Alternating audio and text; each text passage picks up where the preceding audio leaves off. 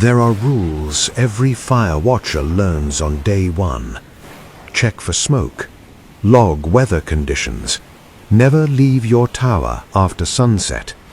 And if you hear footsteps on the stairs after midnight, do not look down through the trapdoor, no matter who is calling your name, because whatever is climbing toward you at that hour did not come from the forest, and it is not there to be helped.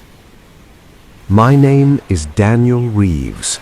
I'm 34 years old, divorced, broke, and until 2 summers ago, I was desperate enough to accept a job nobody else wanted. That job was working alone in a fire lookout tower deep in the Bitterroot Mountains, middle of nowhere, no nearby towns, no roads for miles, no neighbors, no internet, just one aging tower built on top of a rocky peak overlooking endless miles of black forest. The government had recently reopened it after years of being unused. Officially, the job sounded simple: monitor fire wild risk, track weather, report smoke, stay for 8 weeks. Easy money, quiet environment. Good for people who need space. That's what the hiring guy told me. What he meant was good for people desperate enough not to ask questions. The drive there took nearly 6 hours.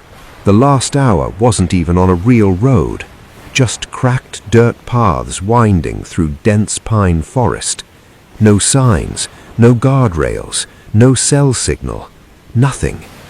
Eventually, I reached a clearing, and there it was, the tower, 50 feet tall, wooden stilts, tiny cabin structure at the top, staircase wrapping upward around the outside. From below, it looked skeletal, fragile, like one strong storm could snap it in half. The previous watcher was supposed to brief me.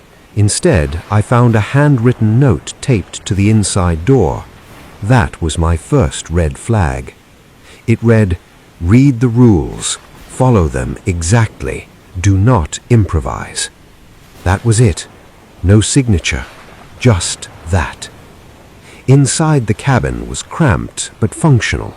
Single bed, desk, radio equipment, small propane stove, logbooks, emergency supplies, and taped beside the bed a laminated sheet titled Fire Watch Protocol. Most of it was normal: weather checks, radio schedule, emergency contacts. But near the bottom, things became strange. Rule 7. If you hear knocking from beneath the tower after dark, ignore it. Wildlife occasionally causes structural sounds. Reasonable enough. Then, Rule 8. If the knocking becomes rhythmic, turn off all lights and remain silent until it stops. Not reasonable.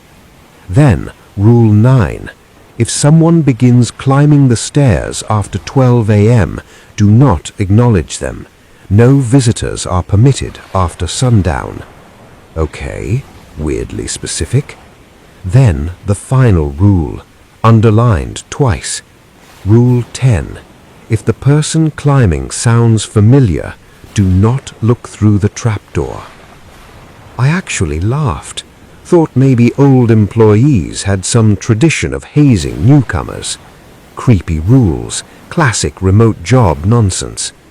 At least that's what I believed for exactly 2 nights. Night 1 was eventful. Beautiful, honestly. Sunset over endless mountains, wind through pine trees, stars brighter than anything I'd ever seen. The kind of silence city people romanticize. Night 2 got stranger. At around 11:40 p.m., I heard movement below, soft crunching around the base of the tower. Probably deer or bear. No big deal. Then came knocking. 3 slow knocks from directly underneath. Knock, knock, knock. I froze, immediately remembered Rule 7. funny how quickly weird instructions stop being funny once reality starts cooperating. I waited. Nothing. A few minutes later, it happened again, but different. Rhythmic, steady. Knock, knock, knock. Pause. Knock, knock, knock. Not random, intentional. My skin went cold. I switched off all lights instantly, sat in darkness, didn't move, didn't breathe, and listened. The knocking continued for maybe 5 minutes, then stopped.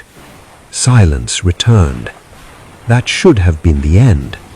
Instead, I heard footsteps, wood creaking below, slow steps climbing the stairs, one at a time, very deliberate, not animal, too heavy, too measured, a person or something pretending to be one.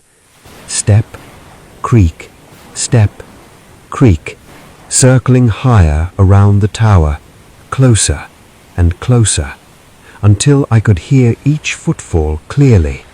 30 feet below, 20, 10. I stared at the trapdoor in the floor, the only entrance, bolted shut, heart pounding so hard it hurt. The footsteps stopped directly beneath me. Silence. Then someone knocked on the underside of the trapdoor. 3 times, gentle, polite, like a visitor. Then came a voice, a woman's voice, soft, warm, familiar enough to make my stomach collapse. Danny?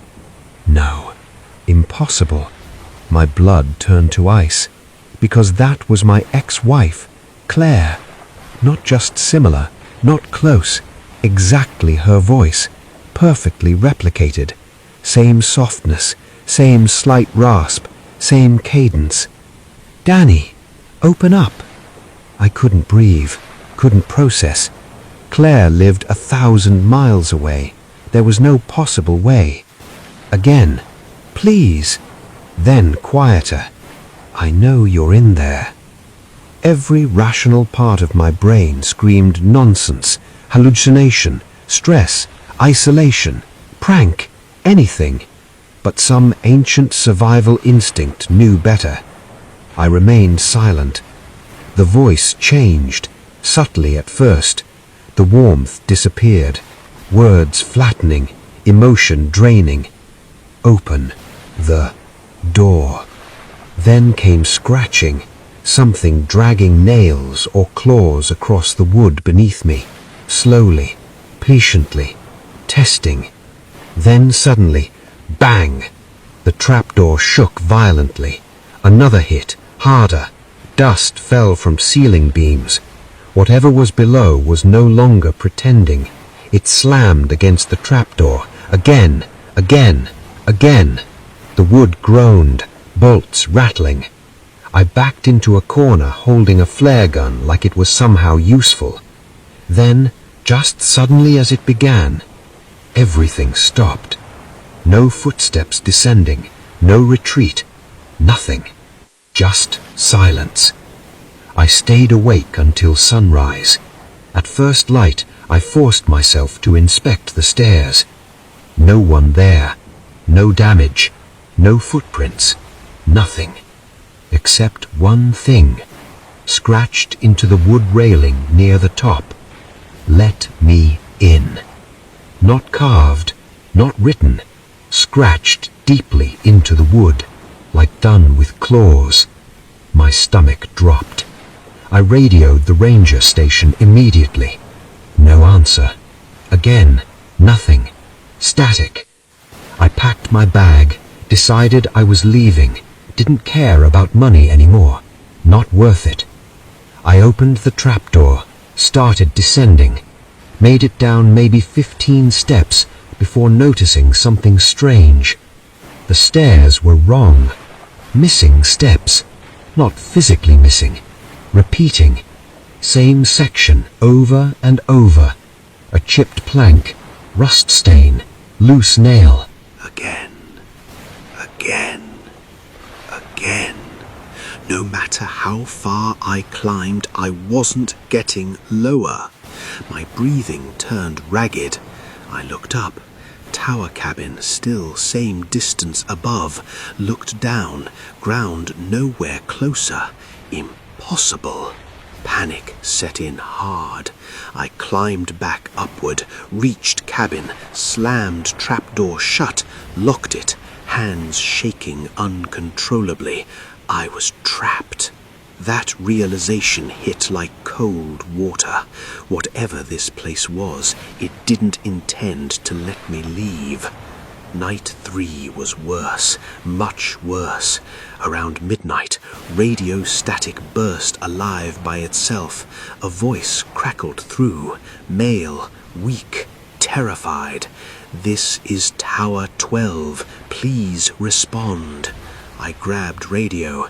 "This is Daniel. Who is this?" Pause. Static.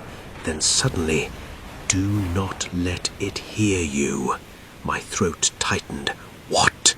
Breathing, heavy, panicked. Then he whispered, "It learns voices." Before I could ask more, screaming erupted through the speaker. Not human screaming for long. It quickly became distorted, stretched, warped, like audio melting. Then silence. Radio dead. No more signal. At 12:47 a.m., footsteps began again. Not one set, several. Different weights, different rhythms, multiple things climbing, slowly, surrounding the tower from all sides, wood groaning under impossible pressure. Then voices started.